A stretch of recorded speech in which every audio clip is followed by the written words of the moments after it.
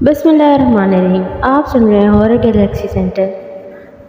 ایک نئی کہانی۔ وہ بالکل میرے قریب سے گزر گئی، میرے تمام جسم میں سنسنی پھیل گئی۔ ویسے تو اس کا بے حد حسین چہرہ، اس کی بے حد خوبصورت مگر سرد نیلی آنکھیں، اس کا پورا سراپا کسی کو بھی ٹھٹکا سکتا تھا، مگر میرے رونگٹے کھڑے ہونے کی وجہ صرف اس کا سراپا ہی نہیں بلکہ اس کے گلے میں پہنا ہوا حد و بیش قیمت ڈائمنڈ کا لاکٹ تھا۔ زیور کو پہچاننے میں مجھے کبھی بھی دقت نہیں ہوتی تھی، میں ایک نظر ہی میں اس کی مالیت کو جانچ لیتا ہوں۔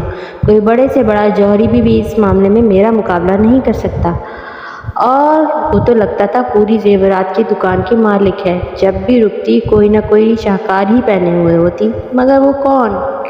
ٹھہرے، میں آپ کو شروع سے بتاتا ہوں۔ میرا نام رونی ہے۔ آپ کہیں گے یہ کیا نام ہوا؟ اصل میں میرا پورا نام رونالڈو ہے، جس کو میرے دوستوں اور میرے پیشے نے رونی کر دیا۔ اس ٹاؤن میں مجھے آئے ہوئے چند ماہ ہی ہوئے ہیں۔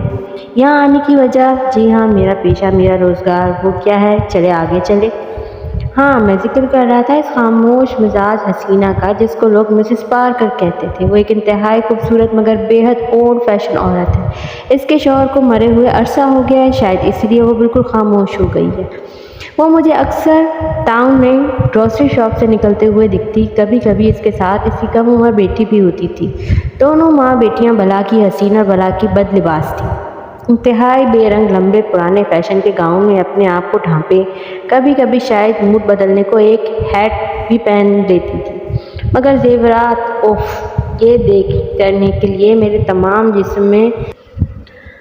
تمام جسم میں سنسنی کی ایک لہر دوڑ گئی۔ اینٹیک، بے حد قیمتی زیورات، انتہائی بیش قیمت، ہر وقت وہ پہنے رہتی۔ یہ شاید اس کا واحد شوق تھا جو بیچاری اپنے شوہر کی موت کے بعد بھی اپنائے ہوئے تھی، ورنہ تو میں نے کبھی اس کے چہرے پر ہلکا سا میک اپ بھی نہیں دیکھا تھا۔ وہ زیادہ کہیں آتی جاتی بھی نہ تھی، گھر ہی میں رہتی، نہ کسی نے اس کو کہیں آتے جاتے دیکھا۔ یعنی میرے لیے ایک آئیڈیل سچویشن۔ آپ نہیں سمجھتے؟ خیر، آگے چلتے ہیں۔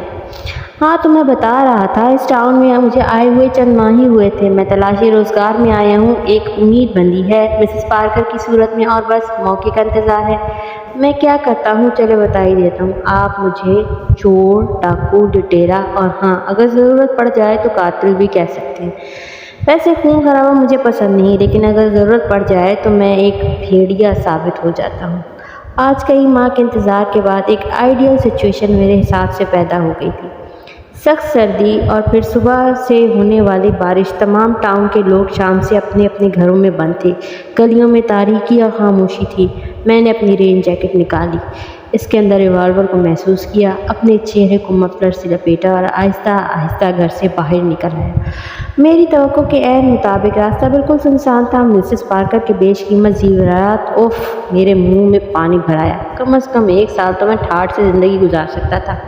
پھر کوئی نئی جگہ، نیا شکار، اسی طرح ہوتا آ رہا تھا۔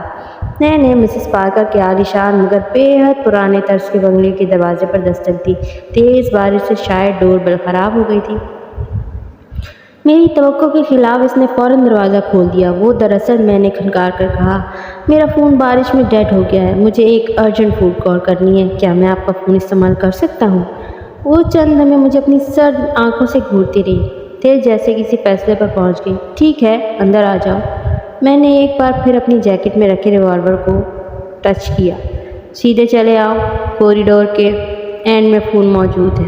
میں نے اپنے عقب میں دروازے کو بند ہونے کی آواز سنی۔ مسز پارکر دروازہ بند کر کے مڑی، اور آج اس کی سرد آنکھیں خاموش نہیں تھی، ان میں کسی بدروح کی وحشت تھی۔ اس نے باریک لبوں پر ایک شیطانی مخنوع مسکراہٹ ناچ رہی تھی۔ Morning news. ٹاؤن سے چند میلوں کے فاصلے پر کھیتوں میں ایک نوجوان کی کٹی پھٹی لاش ملی ہے۔ لاش کے تمام جسم پر بھیڑیے کے ناخن کے نشان ہیں۔ یہ چند مہینوں میں رونما ہونے والا تیسرا واقعہ ہے۔ نوجوان کو رونالڈو نامی چور کی حیثیت سے شناخت کر لیا گیا ہے، تاہم موت کی وجہ سامنے نہیں آئی، کیونکہ اس علاقے میں بھیڑیے نہیں پائے جاتے۔ اللہ حافظ۔